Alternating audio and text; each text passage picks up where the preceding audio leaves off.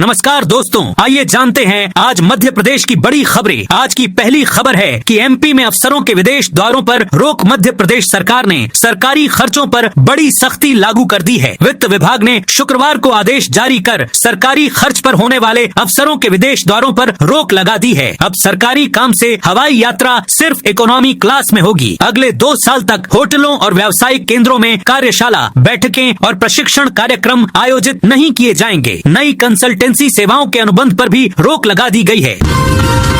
4 lakh pensioners को समय पर मिलेगी महंगाई राहत। मध्य प्रदेश के करीब 4 लाख पेंशनर्स के लिए बड़ी राहत है। अब केंद्र सरकार जैसे ही महंगाई राहत बढ़ाएगी, मध्य प्रदेश सरकार भी उसे छत्तीसगढ़ की सहमति का इंतजार किए बिना लागू कर सकेगी। इससे वर्षों से चली आ रही देरी खत्म होगी और पेंशनर्स को समय पर बढ़ी हुई महंगाई राहत का लाभ मिल सकेगा। जनगणना में खुलेगी प्रॉपर्टी टैक्स चोरी की पोल। प्रदेश के शहरी क्षेत्रों में प्रॉपर्टी टैक्स और जलकर की चोरी पर रोक लगाने के लिए राज्य सरकार बड़ा कदम उठाने जा रही है। फरवरी 2027 में होने वाली जनगणना के दौरान प्रगणकों एन्यूमरेटर से विशेष सर्वे कराया जाएगा, जिसके जरिए यह पता लगाया जाएगा कि किन मकानों और व्यावसायिक प्रतिष्ठानों पर टैक्स लागू होने के बावजूद कर जमा नहीं किया जा रहा है। 27% ओबीसी आरक्षण पर 20 जुलाई को विधानसभा घेराव। मध्य प्रदेश में ओबीसी वर्ग को 27% आरक्षण लागू कराने की मांग को लेकर 20 जुलाई को ओबीसी महासभा विधानसभा घेराव करेगी। ओबीसी महासभा के घेराव को समाजवादी पार्टी और कांग्रेस के नेताओं ने समर्थन दिया है। पूर्व कृषि मंत्री और कसरावत से कांग्रेस विधायक सचिन यादव ने पत्र लिखकर 27% ओबीसी आरक्षण को पूर्ण रूप से लागू करने और 13% आरक्षण पर लगे होल्ड को हटाने की मांग का समर्थन किया। मोहन यादव बोले, एक शादी करने वाला ही एमपी में रहेगा। मध्य प्रदेश के मुख्यमंत्री मोहन यादव ने कहा, मध्य प्रदेश में वही रह पाएगा जो एक ही शादी करेगा। विधानसभा के मानसून सत्र में समान नागरिक संहिता यूसीसी लाएंगे। मुख्यमंत्री ने शुक्रवार को यह ऐलान कटनी में किया। सीएम बोले, 3 तलाक का दौर खत्म हो चुका है। अगर कोई तलाक तलाक तलाक कहेगा तो उसे जेल जाना पड़ेगा। उन्होंने बताया कि अगली कैबिनेट बैठक में यूसीसी के मसौदे को मंजूरी दी जाएगी। भोजशाला से 1 किलोमीटर दूर जमीन चिन्हित। मुस्लिम समुदाय ने नहीं पढ़ी नमाज। धार की भोजशाला में शुक्रवार को पूजा हो गई, लेकिन कोर्ट के आदेश पर जिला प्रशासन के लिए जमीन का आवंटन चुनौती बन गया था। शुक्रवार को दोपहर में जुमे की नमाज के लिए जिला प्रशासन ने ग्राम मालीवाड़ा की सर्वे क्रमांक 664 पर जमीन चिन्हित कर दी, लेकिन मुस्लिम समुदाय ने उसे मानने से इनकार कर दिया। जुमे की नमाज का वक्त निकल गया, लेकिन मुस्लिम पक्ष जिला प्रशासन से लगातार चर्चा कर रहा है। दतिया उपचुनाव में पहली कार्रवाई। मध्य प्रदेश के दतिया जिले में हो रहे उपचुनाव का घमासान शुक्रवार से तेज हो गया। भाजपा और कांग्रेस के नेताओं ने आज से मोर्चा संभाल लिया है। वहीं एक खबर ऐसी भी है कि सरकारी कर्मचारी भी चुनाव प्रयास करने निकल पड़े। ऐसे में वे भी लोगों की नजर में आ गए और उन्हें तत्काल घर बैठा दिया गया। महाकाल मंदिर में अब कैरेट मीटर से दानदाता के सामने होगी सोने चांदी की शुद्धता की जांच। विश्व प्रसिद्ध ज्योतिर्लिंग महाकाल मंदिर में दान प्रक्रिया को अधिक पारदर्शी और विश्वसनीय बनाने की दिशा में बड़ा कदम उठाया गया है। अब मंदिर में दान स्वरूप प्राप्त होने वाले सोने और चांदी के आभूषणों की शुद्धता कैरेटमीटर मशीन से जांची जाएगी। खास बात यह है कि दानदाता की मौजूदगी में ही धातु की शुद्धता की जांच होगी, जिससे दान प्रक्रिया पूरी तरह पारदर्शी रहेगी। भोपाल में जल्द दौड़ेगी 25 ई बसें। भोपाल की सड़कों पर जल्द ही 25 ई बसें दौड़ेंगी। इसका किराया, शेड्यूल और रूट तय किया जा रहा है। शुक्रवार को मेयर मालती राय, एमआईसी मेंबर मनोज राठौर समेत जिम्मेदार अधिकारी चार्जिंग डिपो पहुंचे। उन्होंने न सिर्फ बसें देखी, बल्कि उनमें बैठकर सफर भी किया। चार्जिंग डिपो संत हृदयराम नगर, बैरागढ़ में बनाया गया है। निरीक्षण के दौरान अपर आयुक्त अंजू कुमार भी मौजूद थीं। 70 करोड़ की ड्रग्स तस्करी में ईडी की एंट्री। प्रवर्तन निदेशालय ईडी के इंदौर सब जोनल कार्यालय ने इंदौर और मंदसौर सहित विभिन्न स्थानों पर एक साथ तलाशी अभियान चलाया। इस दौरान ईडी ने अहम दस्तावेज और डिजिटल साक्ष्य जब्त किए हैं। ईडी ने शुक्रवार को बताया कि यह कार्रवाई 70 करोड़ की करीब 70 किलोग्राम एमडीएमए मेफेड्रोन ड्रग्स की तस्करी से जुड़े मामले में की गई है। उज्जैन में हर महीने 2000 डॉग बाइट के मामले। उज्जैन में आवारा कुत्तों का आतंक बढ़ रहा है, जहां हर महीने लगभग 2000 डॉग बाइट के मामले सामने आ रहे हैं। पूरे जिले में एंटी रेबीज वैक्सीन लगाने की सुविधा केवल चरक अस्पताल में उपलब्ध है। इसके कारण शहर और जिले भर से आने वाले मरीजों के साथ साथ महाकाल दर्शन के लिए पहुंचने वाले श्रद्धालुओं को भी इलाज के लिए इसी अस्पताल में जाना पड़ता है।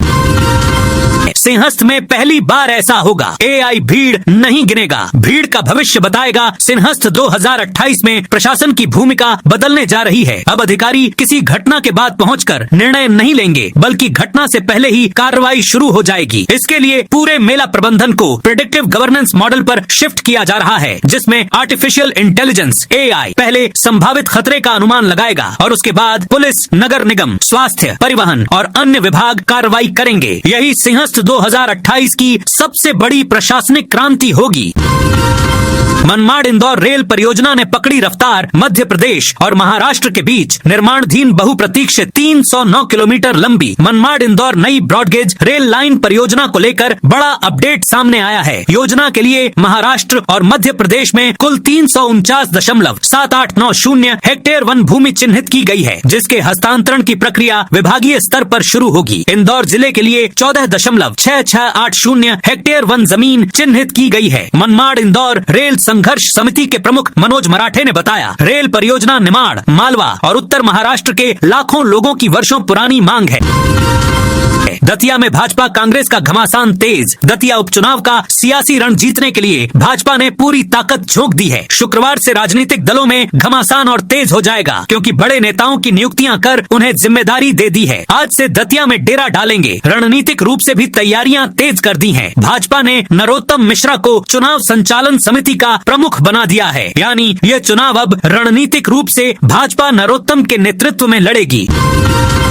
22 पन्नों की डायरी खोलेगी नेहा की मौत के राज। मध्य प्रदेश के धार जिले के पीथमपुर में एक दिन पहले कथित रूप से आग लगाकर आत्महत्या करने वाली 23 साल की नेहा कछवाया की मौत का मामला अब 22 पन्नों की डायरी मिलने के बाद नया मोड़ ले चुका है। सागौर थाना क्षेत्र की मोती नगर कॉलोनी में रहने वाली नेहा BA प्रथम वर्ष की छात्रा थी। परिजनों ने पुलिस को 22 पन्नों की हस्तलिखित डायरी सौंपी है, जिसमें युवती ने अपनी मौत के लिए कई लोगों को जिम्मेदार ठहराया है।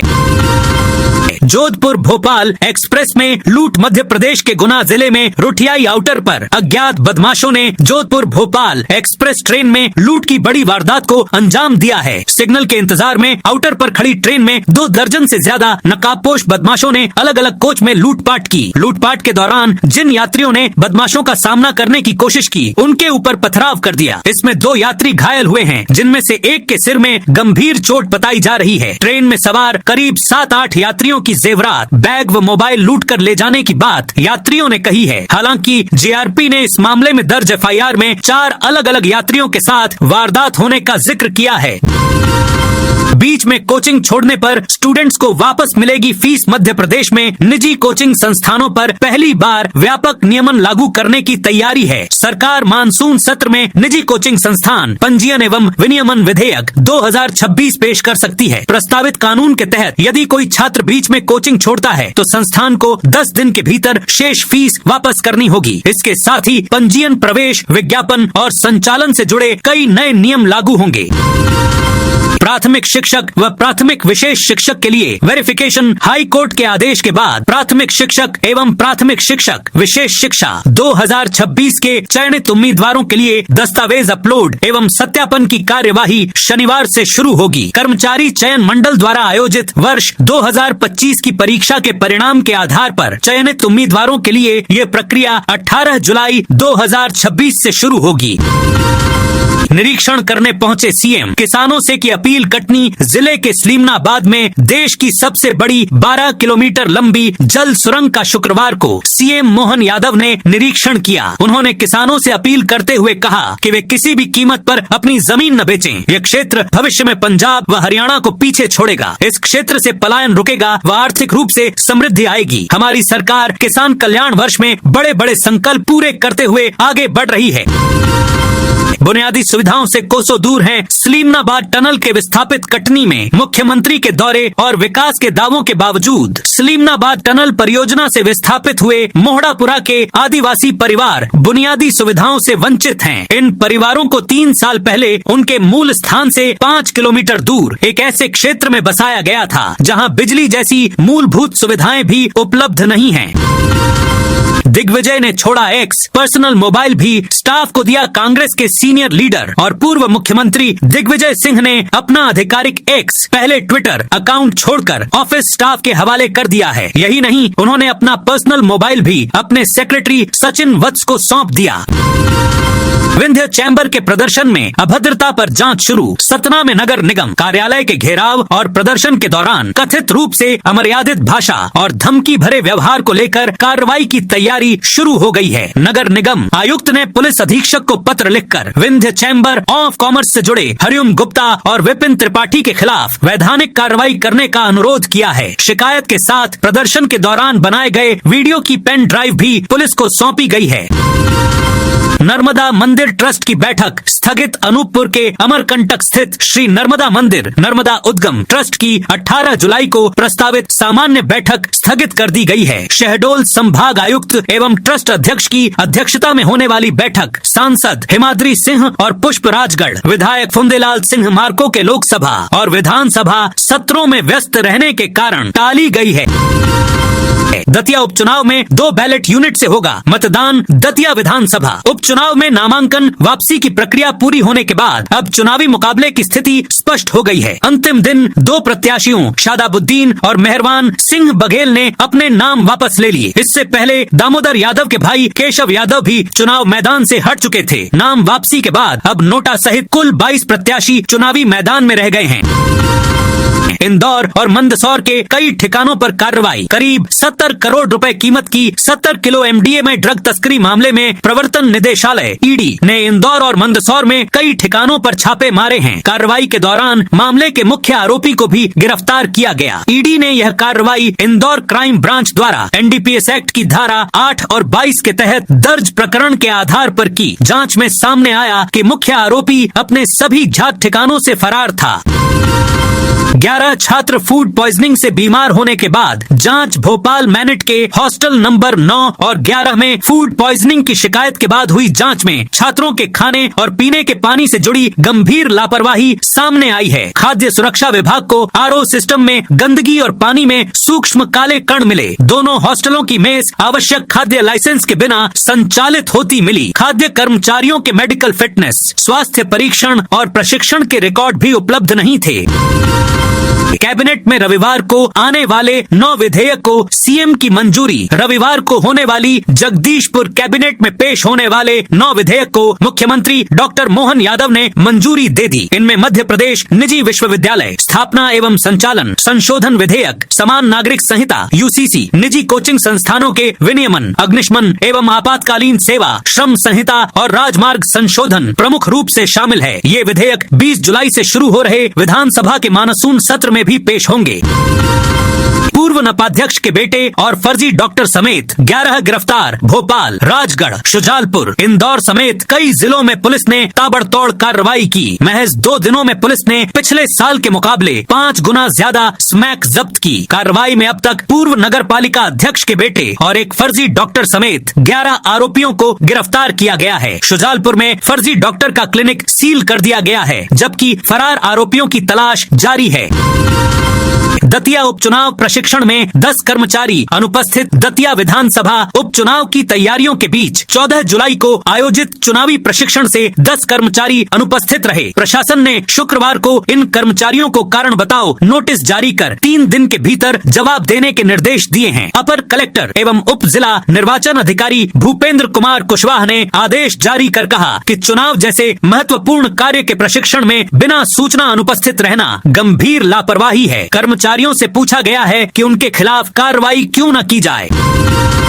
भोपाल में अतिक्रमण तोड़ने गई टीम से विवाद। एफआईआर दर्ज। भोपाल की नर्मदा कॉलोनी में नाले के ऊपर अतिक्रमण हटाने पहुंची नगर निगम की टीम पर हमला करने की कोशिश की गई। कर्मचारियों को मारने के लिए एक युवक ने ईंट उठा ली, जबकि जेसीबी का कांच फोड़ने की कोशिश भी की। एक कर्मचारी का मोबाइल भी तोड़ दिया। मामले में शाहपुरा थाना पुलिस ने एफआईआर दर्ज की है।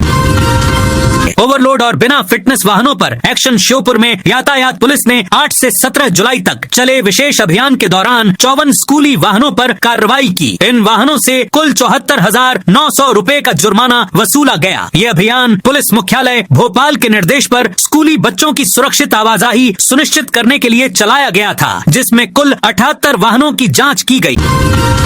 टीईटी और पदोन्नति को लेकर आया स्पष्टीकरण। शिक्षक पात्रता परीक्षा की अनिवार्यता के चलते नौकरी जाने की चुनौतियों से जूझ रहे शिक्षकों के लिए शिक्षा विभाग द्वारा जारी आदेश पर अब स्पष्टीकरण आया है। दरअसल आयुक्त लोक शिक्षण के द्वारा वीडियो कॉन्फ्रेंसिंग से ली गई मीटिंग के बाद संयुक्त संचालक लोक शिक्षण भोपाल ने गुरुवार को पत्र में जो भाषा लिखी, उससे यह मैसेज गया कि जो शिक्षक टीईटी यानी शिक्षक पात्रता परीक्षा पास हैं, उन्हें ही पदोन्नति दी जाएगी।